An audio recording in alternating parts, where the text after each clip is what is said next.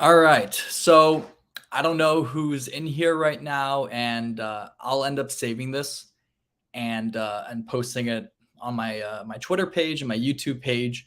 But I just kind of wanted to go over, my thought process when I'm looking for plays on whether it's Price Picks or Underdog Fantasy.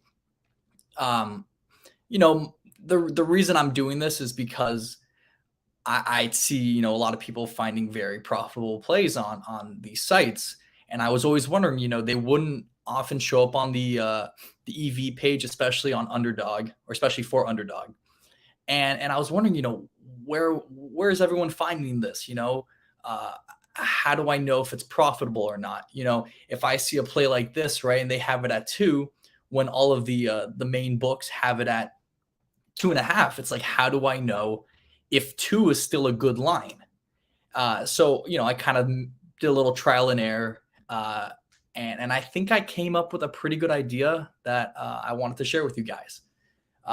So we can just start, by kind of going through these lines. I'll show you some of the entries that I've already put together, some stuff here, but I'll just kind of go through it. Let me go back to the screen page. Okay, so one of the plays that I really liked that stuck out to me was this one right here. So it's Ricard Raquel. All the books are offering it at 2.5, clearly juicing the over.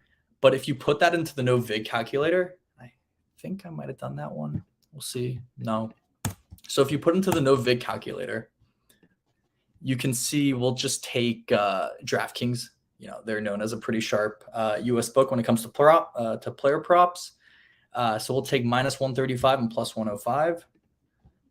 Minus 135 plus 105. So you can see that the under at plus 105 only has it still has about a 46% chance of winning. So this is kind of where intuition comes into hand, because there's no exact way to know the probability of 3 versus 2.5 unless these books offered it at 3, which they're not. So what I'll do is I'll go ahead and open this calculator. It's called the Poisson calculator. I think that's how you pronounce it. But with this is used for stats, and you can essentially use the expected average, what they're offering it at, where you can get it at, to find the probability of your side hitting. And the nice part about getting it as a whole number, as you can see here, is that you kind of have insurance where, yes, you don't win if it hits 3, but you don't lose. And if you're getting good value at 3, then it kind of gives you a couple outs where you can still go under and win, but you're also not losing at 3.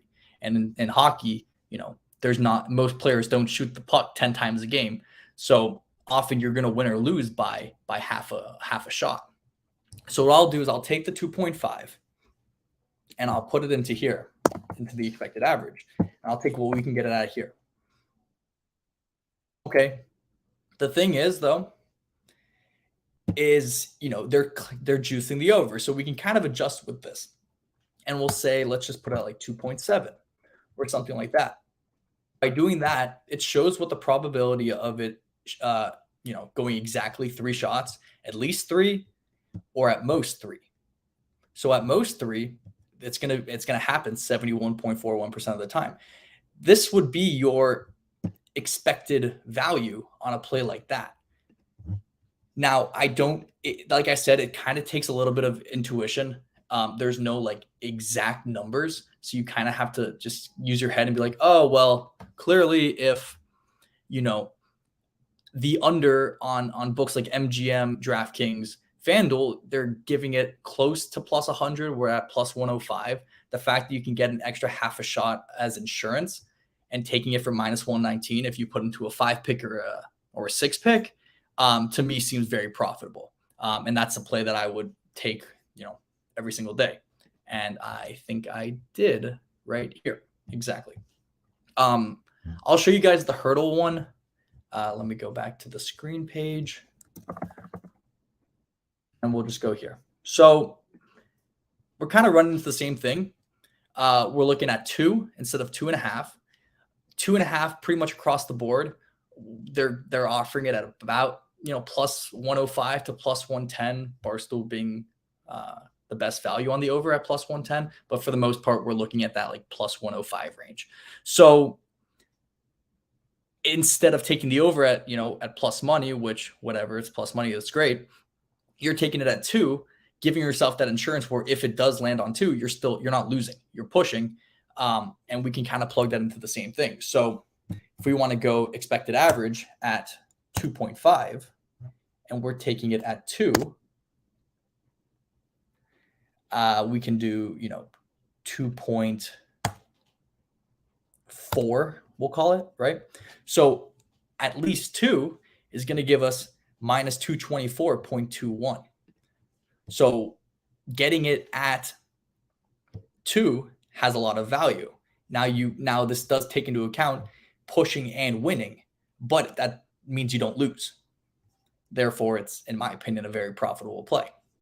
That's hockey. Obviously, I'll show you guys this one right now, the Trae Young.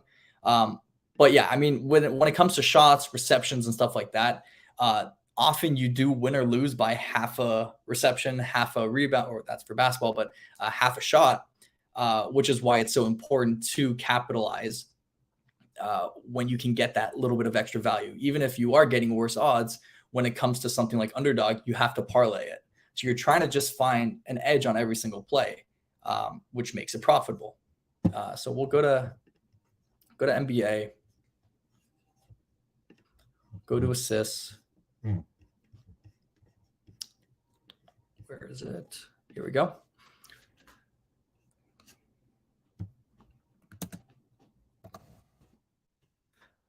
Okay, so for someone like Trae Young, you can see they still got it at 9. Pinnacle's got the over at minus 101, the under at minus 132. Now, mind you, on these player props, the books are taking a lot more vig, which is why it might look like, oh, this is super juiced on the under. When you actually put into the no vig fair odds calculator, it isn't as bad as it looks. This probably has, this will have like a 52.5. If you're going based off Pinnacle, you're going to look at like a 52, 53% edge for the under, which means 40%, 47% for the over. Same thing though. You can look and just about all of them are kind of hanging in that plus 100 to plus 105 range. The best, if you're looking at it, is FanDuel at plus 108, but you still have that insurance. You're taking it at 9. So if you want to put it in here, and we can just say like, if they're juicing the under, we can set the expected average at like 9.4. Okay, but we're getting it at 9.5. So we'll go back to 9.4. So if you're taking the over and you're saying the average is going to be about 9.4 assists, well, at least 9 is still minus 147. So to push or to win, the odds are really in your favor. And that's all you're doing. Because listen, at the end of the day, if you make a 5-pick entry and you push on 3 and you win on 2, that's great. That's a winning bet. As long as you don't lose. And that's all I'm trying to show you, is that when it comes to this, it's all about volume, and it's all about essentially creating as much insurance as possible, because it's a parlay that you're setting yourself up for the most success. So that's kind of why I like the Trae Young pick a lot. I really like it. So I put together this entry all using that same, kind of mindset, using the Poisson calculator to kind of find the expected average, the proposition, and then find kind of what my odds are. Like I said, though, it does take intuition. If you feel like, oh, that should correlate with 9.6, right? Or sorry, it would be 9.5 with the under being, let me go back. Yeah, 9.5 with the under being favored. So we'll say if it's 9.3, okay, then you have a minus 139.9 odds on at least 9.2, stuff like that. So you can kind of toy around with it. But for something like this, where you're given about a 47% chance for the over to hit, I'd put it about 9.4. And you kind of do this with everything. If you think about how many times you win or lose a prop by half a yard, half a point, have a reception. It doesn't matter. You know, these lines are set what they are. And even if you think, oh, like, how much does a half a point really matter or half a yard? It matters tremendously. I can, you know, if I look at my price pick accounts or my underdog accounts, I can tell you how many times that I've won or lost by a half. And it's crazy how spot on they are, but you know, clearly they know what they're doing. So if you can beat these lines, then you're setting yourself up for the best chance of profiting.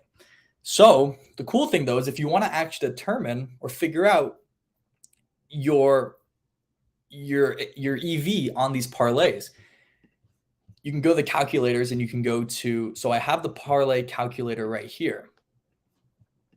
And then you can open up the odds converter calculator. Okay. So what we'll do is we'll take a play like the Trae Young bet, right? So we're looking at minus 147.38. That's kind of what we're guessing at. Now, it's not finite, and, you know, anyone who wants to comment, correct me if I'm wrong. This is kind of what I've seen that's worked for me. I don't know if it's 100% accurate, but I wanted to share my theory with everyone. And, you know, everyone, please feel free to let me know if you would think this works or not, or if you've done this and it has, you know, if you've had success on it. So I'll put this in the parlay calculator. So my base bet for, like, you know, on underdog, I'm sticking to 3 team or 3 play entries for the most part. I'll do 5 because 3 and 5 are the most profitable, with the implied odds on both of those being minus 122, where 2 and 4 are going to be minus 137, which really narrows your potential profits in the long run, especially. So that's the number one for that. Or, you know, I'll take one of my 3 pick entries, just the easiest. So I'll use this one because I already had Trae Young in it. So I'll go ahead and do Clarkson first, and then I'll finish off with the Aaron Fox. So, or I'll do Fox first because it's already here on assists. Okay, so, oh, well, okay, the line already moved, but I'll kind of just show you why I chose it, you know, when I did.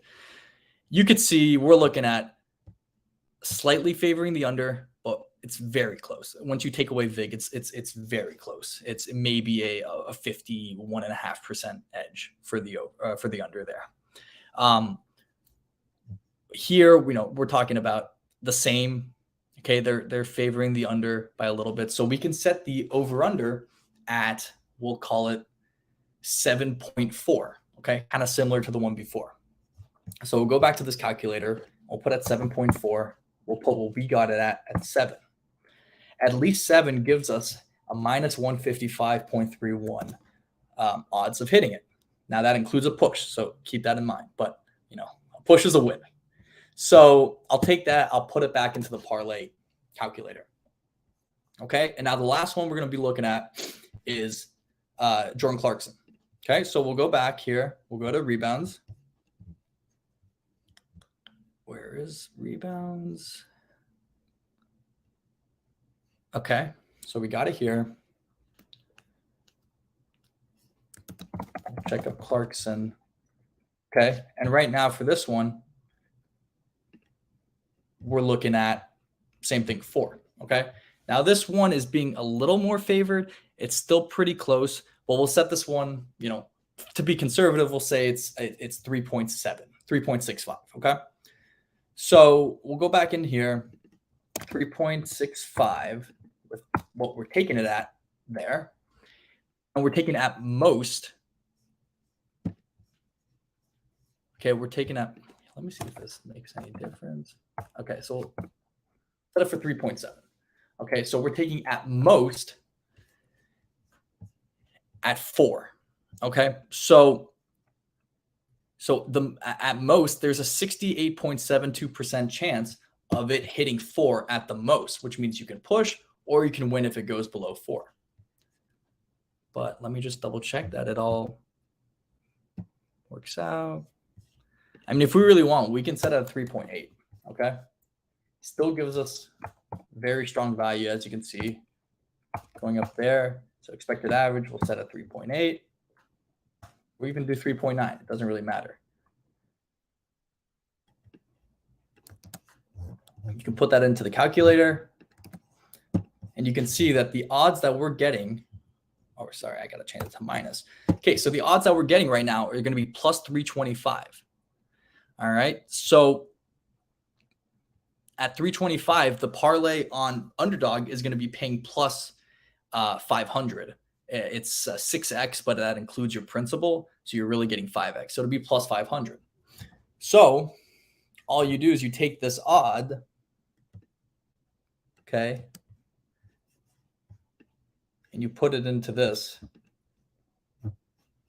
the same, put into the odds converter. You're given a 23.49% chance of winning. Okay, now you put that into the Kelly calculator,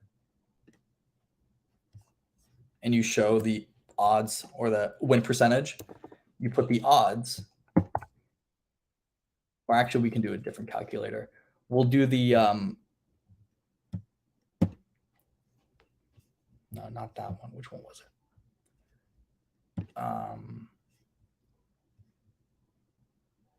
Here, sorry, it was the expected value calculator. So we'll put the win probability. We'll put the odds that we can get it at, and we'll put that.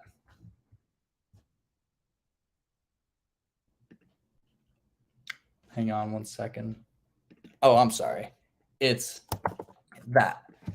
So that's going to be on a $50 wager. That's really going to be what our expected value is after every single play. So that's about a 40% edge on that play if using this formula. Now, I'm not saying this works 100%, but this is kind of what I've been doing, and it seems to have worked really well for me. Clearly, if you're making $20 on every single $50 entry you're doing a pretty good job.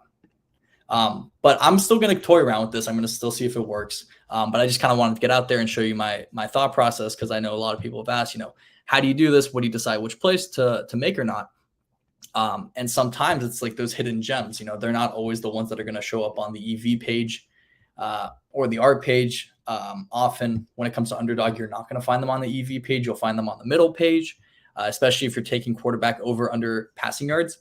Often there's a pretty big discrepancy, and they'll only show up if you can match it up with another set of odds. But if let's say they have a quarterback over under 240.5 yards and the rest of them have it at 221, well, you're going to take the under, but it won't show up on the EV page because there's no other line book to line it up with, because no one's offering that same line at whatever odds they're giving it at. So that's kind of what I've been doing, just going through that, really determining what I find to be, the most profitable plays. And yeah, I mean, it just takes time, it takes dedication, but it's not rocket science. And just, I always try to remind everyone this. It's that these odds are correlated with the probability of a certain side hitting. Okay. So when people say, well, this guy's hot, whatever it is, the books take all this into account. They know if a player is, let's say hit a shots on goal 5 days in a row. Okay. But they're clearly setting it at a certain line for a reason, so you don't, essentially the books do all the work for you. They tell you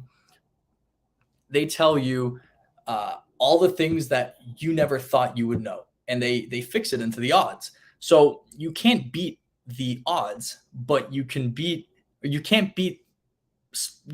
odds. You can beat sports betting, if that makes sense. So like you can beat individual odds, but you can't beat the data that they know. They just know a lot more than us. They know stuff that we'll never know. They have information. They have inside information that we'll never know. And you just kind of have to accept that. And once you do, you'll have a lot more success.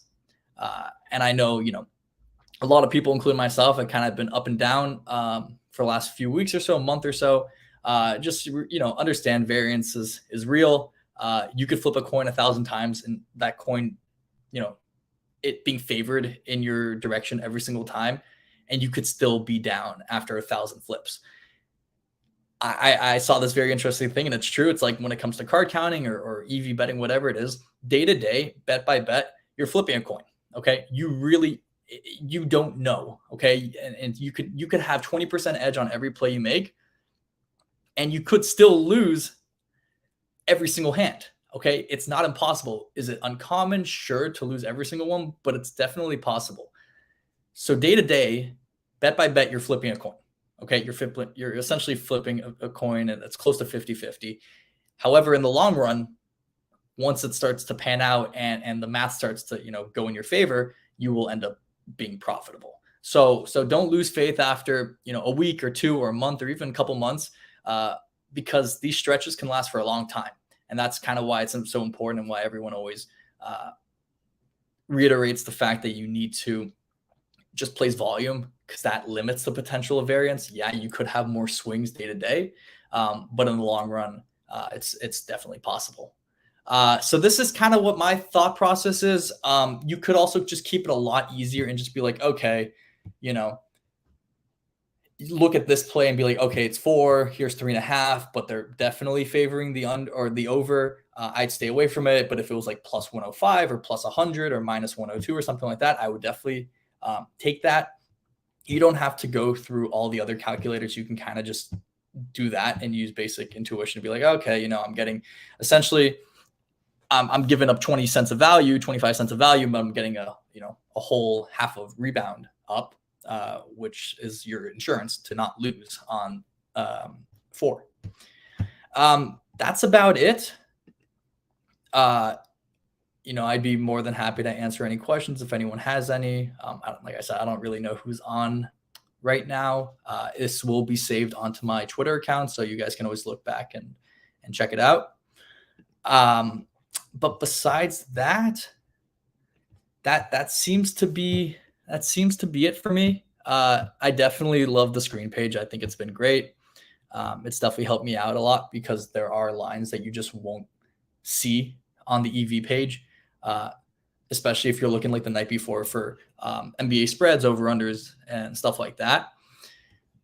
It's not always about grabbing a 5% edge. It's saying, okay, I'm getting a point for free. Pinnacle, known as a very sharp sports book, is clearly favoring the under. And if I'm already getting a point up, it's probably going to start trending downward. Even if it doesn't, I got a point for free, which already makes it a good bet. And you kind of just hope to ride that wave down and catch it early. So yeah, that's about it. I'm going to sign off, and I hope you guys have a good day.